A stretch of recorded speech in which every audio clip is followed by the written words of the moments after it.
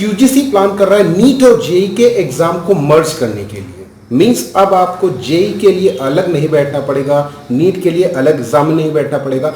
बहुत सारे बच्चे ऐसे होते थे जो ऑप्शनल सब्जेक्ट लेते थे, वो पहले आईआईटी का एग्जाम देते थे, फिर नीट का एग्जाम देते थे। अब केवल एक एग्जाम होगा अगर ये जो प्रस्ताव है वो पारित हो जाता है तो। इसके एडवांटेज क्या होंगे और डिसएडवांटेज क्या होंगे ये हम बात करेंगे। अभी तक आपने देखा होगा कि नीट के बाद सबसे ज्यादा बच्चे जिस एग्जाम में बैठते थे वो सीयूईटी में बैठते थे। मींस नीट में अगर 18 लाख तो सीयूईटी में 14 लाख के करीब। इन सभी को मर्ज कर दिया जाएगा। Means single exam for all the courses, from graduation से लेके इंजीनियरिंग से लेके मेडिकल लाइन से लेके जितने भी कोर्सेज होते हैं उनको केवल एक एग्जाम करवाया जाएगा। यहाँ पर ऐसा नहीं कि फिजिक्स केमिस्ट्री मैथ अगर आपको आती है तो आप इंजीनियरिंग में जाएंगे, या फिर फिजिक्स केमिस्ट्री बायोलॉजी आती है तो फिर आप क्या कहते हैं मेडिकल लाइन में जाएंगे। ये आपकी चॉइस पे डिपेंड करेगा किस तरह से बेनिफिशियल है।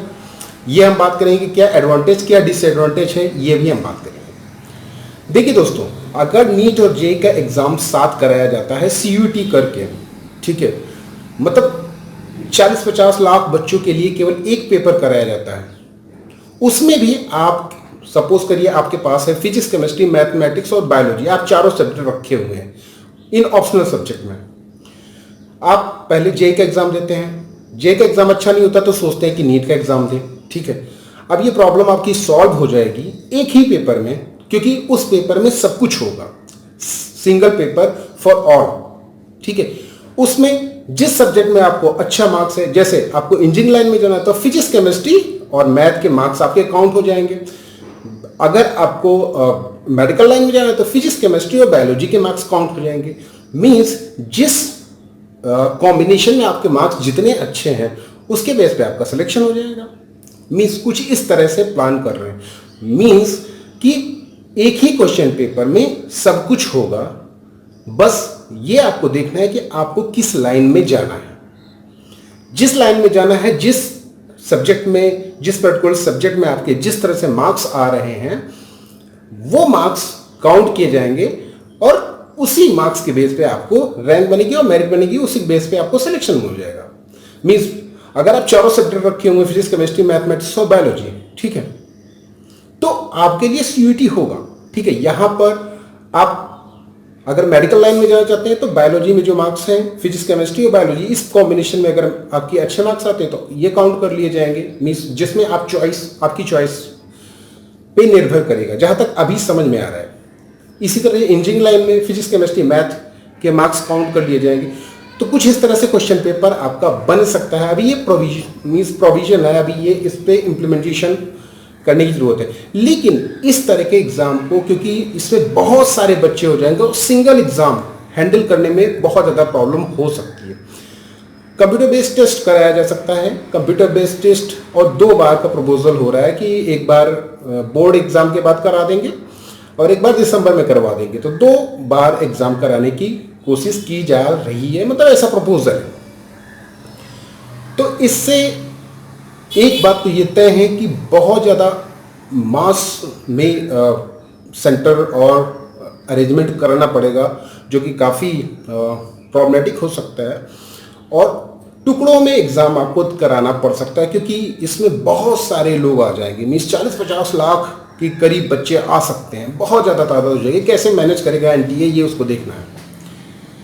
तो आपके लिए तो आसान है कि ठीक है, बच्चे जेई का एग्जाम देते हैं, फिर नीट का एग्जाम देते हैं, कहीं पर भी सिलेक्शन हो जाए, वो सोचते हैं यहाँ पे हम अपनी फील्ड चेंज कर लेंगे। लेकिन यहाँ पे एक ही एग्जाम होगा, उसमें आप जिस में अच्छा परफॉर्म करेंगे उसके बेस पे आपका सिलेक्शन हो जाएगा, ठीक है। कुछ इस तरह का प्रपोजल है। और सबसे जरूरी बात है, कंप्यूटर बेस्ड टेस्ट होने से यहाँ पे जिस तरह से नीट में इरेगुलरिटीज़ होती है, कभी पेपर में नकल जैसे इश्यूज होते हैं, पेपर लीक इशू होता है, ये सारी प्रॉब्लम्स आपकी सॉल्व हो जाएगी और रिजल्ट आपका बहुत जल्दी आ जाएगा। जिस तरह से OMR बेस्ड टेस्ट होता है उससे आप बच जाएंगे, जल्दी से आपका रिजल्ट आ जाएगा। और जो भी स्ट्रीम आप चाहेंगे, चाहे वो आप किसी भी एग्ज़ाम में किसी भी स्ट्रीम को आप चूज़ करना चाहें, उसी सिंगल एग्ज़ाम के बेस पे आप उस स्ट्रीम को चूज़ कर सकते हैं। चाहे आप BSc करना चाहें, चाहे आप नीट करना चाहें, चाहे फिर इंजीनियरिंग करना चाहें, मीन्स नीट का मतलब मेडिकल लाइन में जाना चाहें, तो कोई भी एग्ज़ाम वो एक ही पेपर आएगा, उसी में आप अपने हिसाब से एग्ज़ाम दे सकते हैं। तो कुछ इस तरह से प्रपोजल। फ्रेंड्स, सीयूईटी से एक घाटा तो कंफर्म है, वो घाटा है कोचिंग वालों का। लाखों का घाटा हो जाएगा, क्योंकि बच्चे क्या करते हैं, जिनका जेई में नहीं होता वो नीट का क्रैश कोर्स मतलब ज्वाइन करते हैं, जिनका नीट में नहीं होता वो अगले साल जेई की प्रिपरेशन करते हैं। इस तरह से बहुत सारे बच्चे स्विचिंग करते रहते हैं कोचिंग की, ठीक है। तो इससे क्या होगा कि कोचिंग वालों की तो बहुत भयंकर वाट लगने वाली है, और सबसे ज़्यादा इस डिसीज़न से अगर कोई नाखुश होगा तो वो कोचिंग वाला ही होगा, क्योंकि करोड़ों की चपत लगेगी उनको। क्योंकि बच्चे क्या करते हैं, जिनका जेई में नहीं होता, जैसे हमने बताया, वो सोचते हैं चलो यार नीट का क्रैश कोर्स कर लेते हैं, ये वाला ज्वाइन कर लेते हैं, वो वाला ज्वाइन कर लेते हैं, क्योंकि यहाँ नमूनों की कमी नहीं है। बहुत सारे नमूने हैं, बड़े बड़े नमूने हैं जो आपको बहुत सारे कोर्सेज देते हैं, इतने इतने कॉस्ट के, 50,000 के, 60,000 के, ये कर लो, क्रैश कर लो, क्रैश कोर्स कर लो, जल्दी से सिलेक्शन हो जाएगा, जेई में नहीं हुआ तो नीट में हो जाएगा। तो इन नमूनों की दुकान बंद हो जाएगी 100%, ठीक है।